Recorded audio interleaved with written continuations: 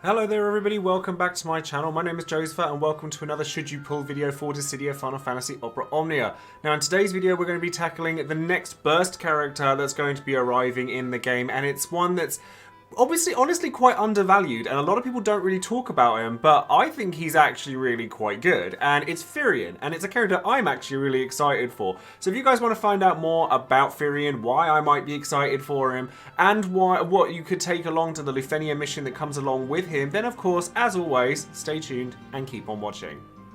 As with all of my videos, obviously don't forget to check out all of my social media links down below. On Twitch this week, I'm actually kind of kicking things into overdrive when it comes to Twitch, but I'm also experimenting with changing around some of the scheduling of some of my streams, because I know that a lot of people overseas can't come to some of my streams because of the timing in which I host them. So for Firion's one, and a couple of others as well, I'm actually going to try streaming in the British evening time so that I can try appealing to a wider scope of people. And obviously this extends to other things I'm doing as well, like Final Fantasy XIV, Super Smash Bros. Ultimate, and indeed Final Fantasy II, which I'm coming towards the end of now for Final Fantasy Count Up on Friday evenings, so definitely come and join in with that. With Patreon, obviously I shout out one of my patrons every time I release a video, and today that person is going to be Norms Kassan, who is a brand new patron as well, so thank you very much for your support. And as you can see through their title card, they are a massive fan of Squall and think that CD is superior to Soldier. Not sure how many people are going to agree with that. I think I might be one of them though. And of course, when it comes to Patreon as well, if you want a title card just like you can see down here, access to various Discord channels, including voice chats with me, and being included in the Would You Pull section of the video, then perhaps you may want to consider becoming a patron yourself. Don't forget to check out all of the various different websites around me for Opera Omnia, and of course all the other content creators out there other than myself.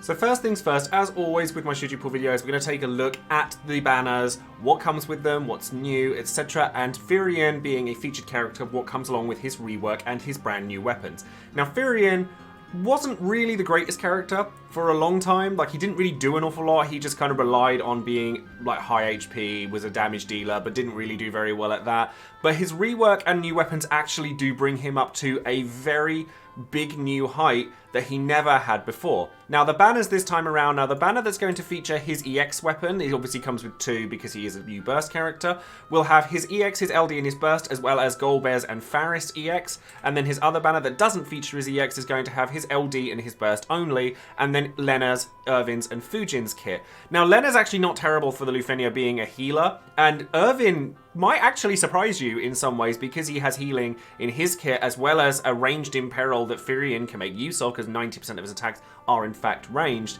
You could actually play around with some of these extra consolation prizes, but the main focus of this banner is of course Firion. Now Firion, like I said, wasn't the greatest character in the world, but his rework is really quite significant to make him as good as other characters we see around him. So first thing that you'll notice is that he has two reworks to his passives. So his buff base boost all now buffs his party's initial bravery and max bravery, and his buff attack speed up really raises his attack and his speed up as long as he's buffed. Now Blood Weapon gets an extra skill use to what it had before, so it now goes to a grand total of 8 skill uses. It's now got a bigger bravery hit count, it's 4 hit bravery instead of 0. But realistically, everything that you see on the regular Blood Weapon, you're probably never going to use, apart from the fact that because you're always going to be using Blood Weapon Plus. And the main reason for that is because it requires you to be on more than 50% max HP. And with Firion, you're more than likely always going to be over 50% max HP. It has an HP recovery effect, and it always did have that, but now it's extended to your whole party, which makes a huge difference. And also, as with Rude and other healer-based characters as well, any HP you recover over your maximum is converted to bravery instead. It also gives him a buff called Blood Weapon, which he received in his last rework, that gives him more attack and bravery up, and it also unlocks a new version of his skill 2 in C's weapon. Now, Blood Weapon Plus does a lot of the same stuff, but it changes it into a double HP dump, so it's now a 3-hit brave HP that inflicted twice, and it also now has splash damage. So his potencies aren't the best in the world, I will give you that, but in the right circumstances, he actually turns into a pretty solid damage dealer as well. I would speak about his Brave HP plus, but honestly, we'll get to those later. His skill 2 Seize attack also gets an additional skill use as well, so it now has 7 skill uses. And this was, again, it was designed to kind of have it so that he refunded bravery after he used it. It also didn't have a guaranteed HP attack before now, so now it does have one, thankfully. And it also has a decent amount of Brave Overflow limit that it didn't have before, and it's 3 hits. But again, as long as you have 50% HP and the blood weapon buff on it, it now also heals the party as well by 50% of the HP damage that's dealt, and again, excess bravery is recovered. It is converted into bravery, and it also gives him more bravery. It gives him that 3-hit brave HP attack after it. It's just well-rounded, so basically everything that Firion does now heals the party. So that's the rework covered. If you haven't used Firion before, his EX was Weapon Master, and honestly, all Weapon Master really is a brave HP attack with 100% AoE on it. When you put ingots, etc. into it, it heals him, but it doesn't heal your party, and it gives him another framed buff called Hot Blooded, which is bravery gen and his attack up, and he starts with blood weapon and Hot Blooded so that he's able to, you know, get the train rolling really quickly. And then with 3 out of 3 ingots, he gets 8 hits on Weapon Master and Weapon Master Plus, which, like, again, are reliant on him having HP, and the only real difference between the Plus version of this is that it hits significantly harder. But having a 100% AoE Brave HP attack when you've got all these tools and stuff is still quite nice, regardless, but it's not the be-all and end-all of his kit. And again, with Brave HP Plus, we're going to gloss over these because we're going to get a better one in just a second. Now, when it comes to his LD is really interesting. Now, this basically, with the rework and everything that there is, kind of turns Firion into this weird halfway point between Rude and the Emperor, which is kind of fitting, given the character that we're talking about. So basically, it's a 4-hit Brave HP that hits twice, AoE, split damage, and it also heals the party, like everything his kit now does. And it also inflicts a new trap called Drain Weapon. Now, it's very similar to what you'd know from other trap characters, but it inflicts every turn, and it lasts for quite a significant period of time. It's 6 turns of a debuff like this, and basically, whenever it triggers after the enemy's turn, it does a 3-hit Brave HP attack that heals your party for some of the damage dealt, and also increases Firion's bravery, and also excess bravery is recovered, excess HP recovered goes into bravery, like the rest of his kit. So basically, you have this really safe trap that's not really designed to deal damage, though it does deal damage. It's designed to keep you safe. Like, you're constantly, like, they can go an HP attack and you just kind of go, yeah, and you heal it off, and it's really nice. There's a lot of characters that have really strong kind of heals and stuff like that. Like, you know, Rude is a character that is going to draw a lot of comparisons with Firion. But Firion does similar things to Rude in a different way. And honestly, the pair of them together is actually really nasty. Like, because you have healing on your turn, healing on their turn, healing on Rude's turn, healing here, healing there, healing everywhere, and everything is batterying at the same time. And because you've got multiple HP dumps in both of their kits, they actually complement each other much better than you might think. And then with the LD having Power Stones, you then get Brave Attack +++ and HP Attack +++. Not only this, but all of the Power Stones that you put into it, it's going to raise your party's attack stat by 20%, not just his. And that's actually a really important thing. So when you use it, You've got HP attack +++, which is increases his bravery, then a 2-hit brave HP attack, then heals him, and like has HP as bravery refund on it for 20%, which is fantastic for an HP plus, honestly. And you get 4 uses of this, so there's a lot of time where Drain Weapon is going to be on the enemy, like for a very long period of time. Given that it's a debuff, you pair him up with the right enemy, like with the right sort of counterparts in party. You've got a lot going on there, and then he also gets 100% max brave up and 80% brave regen from the start, which is nice, and it also sort of like helps him sort of like hit the ground running with all of his stuff, and it's just solid. Like, I think that Firion is somebody that's very, very undervalued because people look at Rude and think, well, I've got an HP healer that I know is really strong and a battery-based character, but you know, Firion does a really good job as well. And the other thing that Firion does have that obviously Rude doesn't is a burst. Now, the burst's name is Fervid Blazer, and it's a double HP dump brave HP attack, which is great. Single target this time, and the burst effect is while the party member has maximum health, so there is a condition to this one which you don't normally see, you get a lot out of it though, like 50% max bravery increase, a massive bravery gen, and 20%, and you get refund bravery for 20% on every HP damage you deal. Now you pair this up with certain characters, and it's actually really grossly powerful, because like what I like about characters like Firion and Warrior of Light having bursts is that it opens up different team compositions where you would take.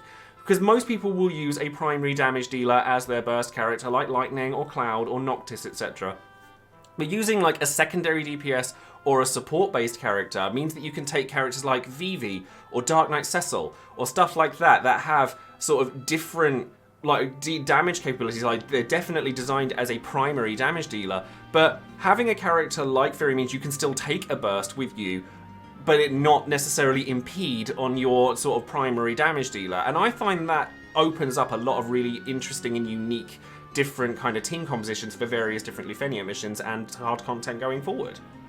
And then to finish up talking about Firion, honestly, his call ability, it's fine. It's just it's yet another one like Rude's or anything like that, where it's a splash damage or like an AoE Brave HP that has some party healing in it. There's a lot of different kind of call abilities just like this one now. His high armor's not great either. Like it's a party attack by 5%, which is nice. But 5% on top of all of the other buffs that he's giving isn't really necessary. So honestly, I think that if you're going to use Firion tons, then sure, you could go for this. But I plan on using Firion quite a lot as long as I get him and he's nicer to me than the last few characters have been. I probably won't pick this up. And then artifacts, he's so simple. He's an early character, which means he doesn't have anything spangly on his C50s or anything. So it's just attack and max bravery all the way. So now let's have a look at the Lufenia mission that's going to come along with Firion. Now, anyone who remembers Agrius's missions whenever a Lost Chapter or anything came out will remember the Argents. Now, these guys are much, much less friendly than a lot of other enemies that we've fought. But honestly, this time around with the Lufenia, it's more about who you take to this mission than the actual mission being itself. It looks 10 times scarier than it actually is, because the orb has a very low turn count on it, and it appears after like certain points in time when they float and things like that, so they like combine a lot of their stuff to make themselves look really scary. But they're actually not as bad as you think, provided you take the right characters with you. So the orb appears at 80% or less than 80% HP, and then disappears when they go under 50% HP until they use their glow-baited crush attack again after that point. And basically you just have to be very careful when you start using these, because the turn count is only 7 the first time around and then 6 the second time it comes around. However, the trigger for it is healing. And I mean it has to be a healing from a skill, it can't be from HP regen. But there's a lot of characters that render this orb redundant, realistically, because there are so many characters that have party healing. And because it goes up by 1 for every character that's been healed by the skill, they're ticking down once a turn, and then you're probably getting +3 turns each time you use a skill with the right characters. So characters like Rude, obviously Firion, Gao's really good for this because like counter-based healing works, because obviously Firion's does. There's actually a lot of characters that can work just to keep the orb in check that are characters that you probably would have used anyway. Another thing I want to point out is that the enemies are not immune to HP silence, so you can actually use this to your advantage by taking a character like Kefka or Arciella. Now I actually really think Arciella, like if you want a reason to pull her out after a long time, this is the place to do it, because she's actually pretty perfect for this. She has healing in her kit. Her EX is a party-wide heal. She has like Dispel in her kit because the enemies like to buff themselves after they start floating. Once you hit that 50% threshold, they do a float. Any enemies that aren't already floating will start to, and they'll have this massive bravery damage reduction.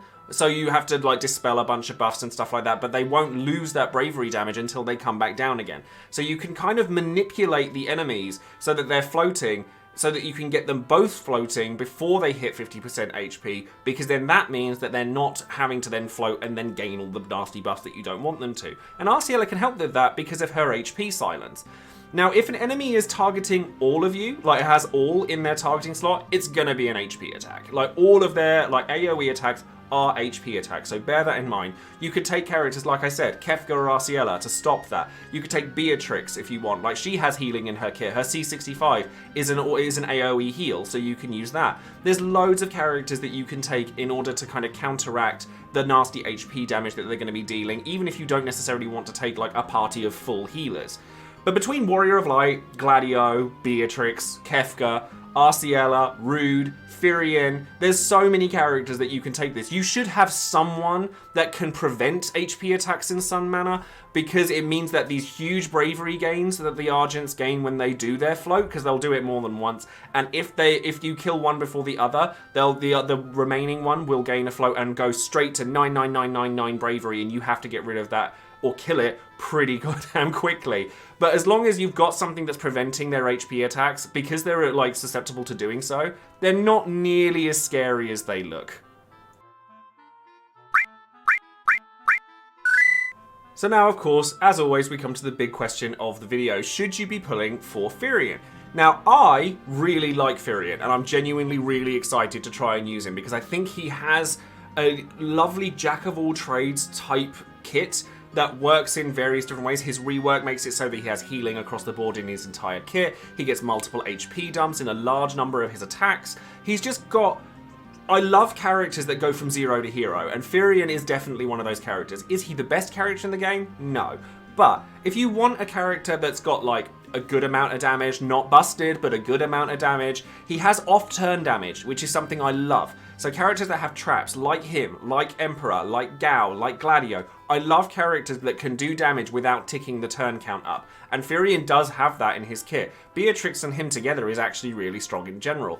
He has fantastic healing abilities. There's loads of Lufenias that he's actually useful in. The biggest one that I can think of off the top of my head, though, is the boss rush that's going to be coming up. Because off-turn damage is going to be key to that particular mission, because you want to deal as much damage as physically possible within 50 turns before you have to bring in your next party. And Firion has off-turn damage that keeps you safe, and I love him for that.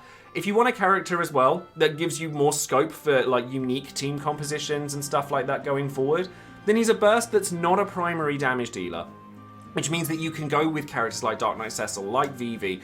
Obviously, Virion's burst effect and those two is a little bit sketchy because they want to be at maximum health to get the most out of it, but you can work around that. And there's a lot of things that just go really well with Firion's burst, and then you can take a different damage dealer like Lightning and Lightning LD and Firion's burst, if you don't have Lightning's burst like I don't, actually works really well as well. However, he's not mandatory. Like, I love him and I'm sitting here gushing over how much I want him, but he isn't a mandatory character. Like, if you're happy with the HP healing based characters you've got, whether it be Rude is probably the biggest comparison point to Firion at this point, Beatrix, or there's other characters coming out like Hope, Penelo, etc. that do HP healing and do it differently, then you don't have to pull for Firion, realistically. And honestly, February is gonna be an absolute slaughterhouse for our resources. There are so many good banners that we're gonna be looking at. Ramza, Ultimisia, a lot of people are going to want Ultimisia, more people are probably going to want Ramza. You've also got, like, you know, Hope, Kryl, Jack, there's loads. There's banners you can skip in it, but the big one is obviously, there's a good chance we're getting a global exclusive banner.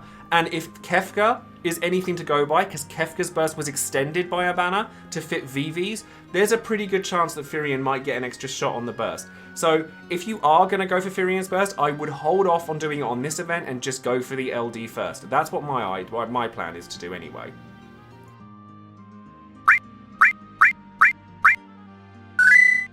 So now lastly, it's time for Would You Pull, the section of the video where you, the viewer, get your chance to voice your opinions on any given banner and whether you would or wouldn't pull on it and why. Now, Firion has a pretty set in stone thing. I think a lot of people kind of want Firion, but they want it if it comes easily. They're not going to go crazy for it. Because looking at what my patrons have voted on, and thank you all very much for doing so as always, 77.5% of players are using tickets on this banner.